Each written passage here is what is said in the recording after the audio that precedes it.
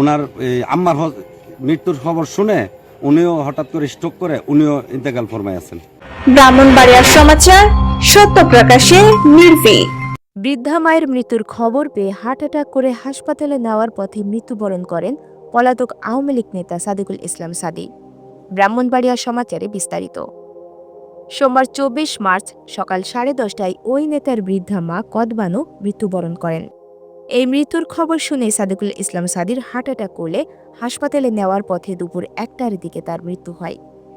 ব্রাহ্মণবাড়িয়ার বিজয়নগর উপজেলার চম্পকনগর ইউনিয়নের জামালপুর গ্রামের সাদিকুল ইসলাম সাদি বিজয়নগর উপজেলা আওয়ামী লীগের সদস্য ছিলেন। তিনি সাবেক গণপূর্ত মন্ত্রী মোক্তাদির চৌধুরীর উপজেলার রাজনৈতিক কার্যালয়ের মালিক। একই পরিবারে মা ছেলের একদিনে মৃত্যুতে এলাকায় শোকের ছায়া নেমে আসে। মৃত্যুর খবর শুনে অনেকেই তাদের বাড়িতে ভিড় জমিয়েছেন। ছাদির জামাতা উপজেলা যুবলীগের সাধারণ সম্পাদক মোহাম্মদ রাসেল খান ফোনে মৃত্যুর খবর নিশ্চিত করে বলেন, আমার দাদি শাশুড়ি বার্ধক্যজনিত কারণে মৃত্যুবরণ করেন।